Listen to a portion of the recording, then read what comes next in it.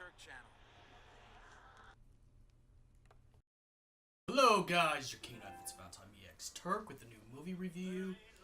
And sorry, I gotta have my plaid on there too.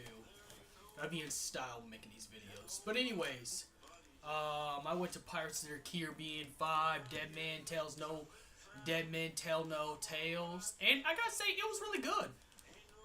I have no beef with this movie except I don't know, maybe the whole I think this is going to be a spoiler one, of course, so I'm going to just say that right now. Sorry, I'm fixing my hair. I just came back, so, I'm not going to, I had to get myself prepared again, but nonetheless, I just came back from the road and getting gas and stuff after the movie. But nonetheless, this was a good movie on the fact that this actually goes back to the first Pirates of the Caribbean. They didn't try too hard. They didn't try to push anything or try way too hard or try less. Because the other movies were tryhards. The third one most likely. The second one, it was a hit miss, but the third one, I gotta be quite honest with the third Pirates of the Caribbean movie. It was going over the top with what they're trying of seriousness. When Pirates of the Caribbean are not supposed to be serious at all. Oh man, they went back to classic Jack Sparrow, not taking things seriously. All the jokes were funny. Like, no matter what age you were, they actually made it appealing to both kids and adults. So, you could take your kids with you to the movies, and you could be an adult and enjoy this movie. And the villain was badass. I forget his name. It's a Hispanic name, sir. Oh man, I'm trying to think of his name though. The Mexican zombie dude. He was a pretty good villain. Like, he started as a pirate hunter, then it put his backstory where he got cursed because Captain Jack Sparrow tricked him into going to the Devil's Triangle, I guess it's what it's called, and then they had the curse on him, which the whole movie was fixed on getting Poseidon's spear. And then once you get Poseidon's spear, if the only problem I have with this, sorry, I want to put the soundtrack on here. I like this. I like the song. Dead Man Tell No Tales. I gotta remember who plays that song, because I like that song. I like sometimes some folk music. But anyways, back to the thing. It had it where that happened, and what I like about this was kind of action. This had everything the first Pirates of the Caribbean movie had, and that's what made this wonderful and tasteful to my senses. You had your funny Jack Sparrow, your actiony scenes, your sometimes serious, sometimes comedy scenes. And the one thing that's beautiful about this film, they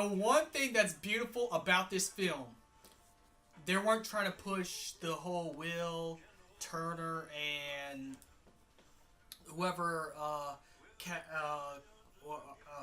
to think of the girl's name.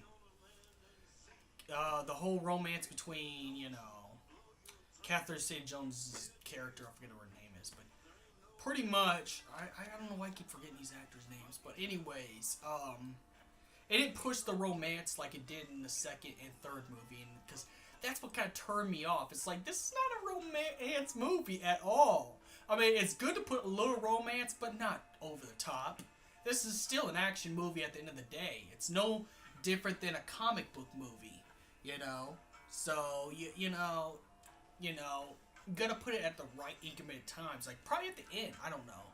Instead of trying to push it all the way. And that's what I like about Dead Men Tells No Tales. And I think they're trying to focus on the kids. Like, they're focused on, spoiler alert, the bad guy, Barbosa, which is, Barbosa, Barbosa's daughter and Will Turner's son. It was more directed at the kids while still having this. And this is supposedly, I said supposedly at Loose Turn because I said this before, but this supposedly supposed to be the last movie. But for a last movie, I gotta say this works. The only thing that's inconsistency, if the Poseidon's trident is broken, it breaks the curse. Thus, thus Davy Jones loses the tentacles and have the beard and everything back, and it'll probably bring everybody who got cursed back. I guess, but who knows? Who knows? At this point, it's almost like they're trying too hard for a good ending. Now, this was a good ending for like the final movie. Like this is exactly final movie material. So but this was pretty good, I think. Oh man, for the villain was memorable.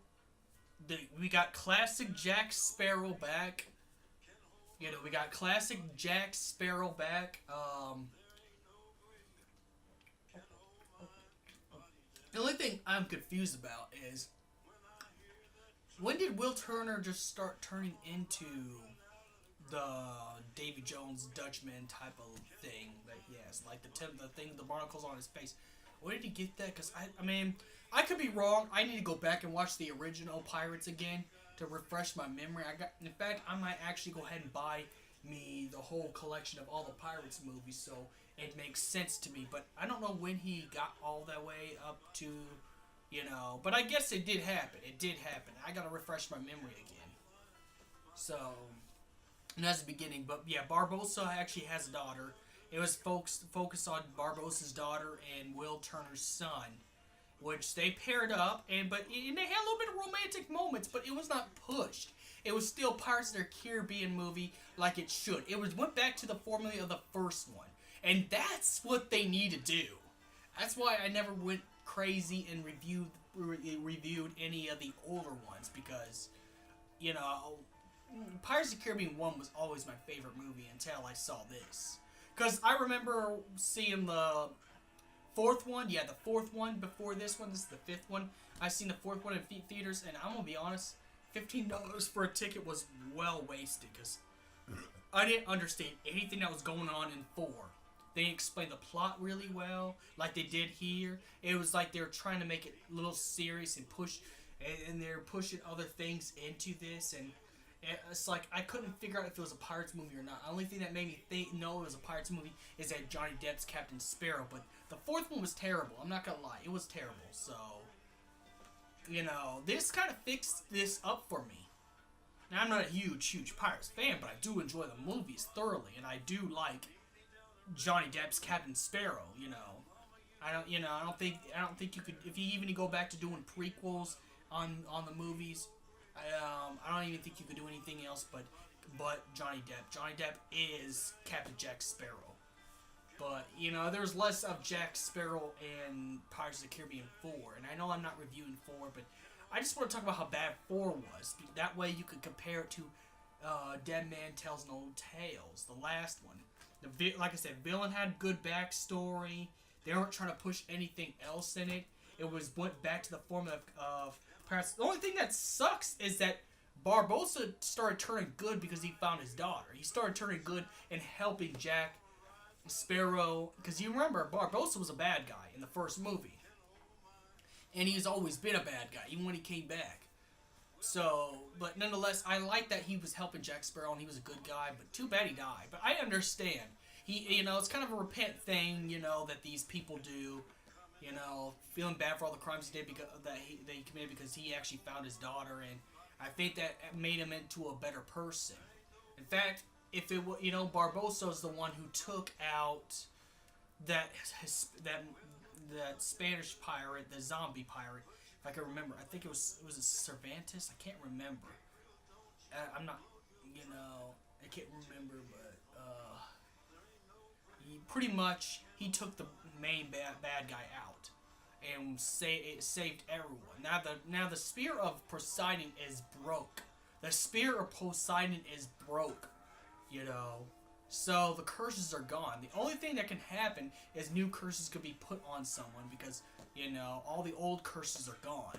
But I guess they had to find some way to, while the writing and direction that they're doing, they had to find, and this happens a lot. It's so much media.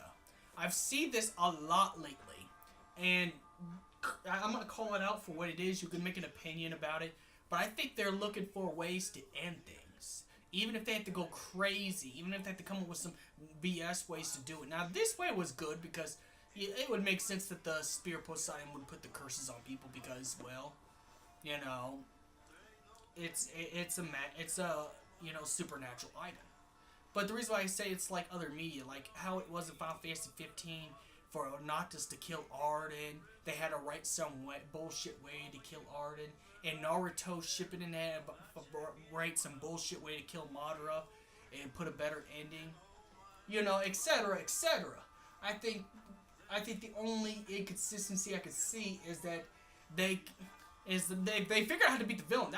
And that was already written in there. But from what I see, they're trying to make a good ending out of this. So they had to make some mystical, you know, item from Greek mythology, post the Trident of Poseidon, and break that, which I think that they're trying to look for a way to get a completely happy ending so they can end the series the way they want to. And so I'm just saying, and I know I'm only talking about pirates, but it's just I had to bring it up in other media because I'm seeing this trend in other media where they can't figure out what to do with their stories. That's the only mark I'm going to take off of Pirates of the Caribbean 5 Dead Man Tells No Tales. But I gotta give it at least an honest 9 out of 10. For the fact that they went back to how they made the old Pirates of the Caribbean, the very first Pirates of the Caribbean, and made this just as good. So I gotta say, the best Pirates of the Caribbean movies altogether would be number 1, Curse of the Black Pearl, and 5, Dead Man Tells No Tales. So may the crystal be with you, and I'd go check it out. I think this is the best Pirates movie since the first one.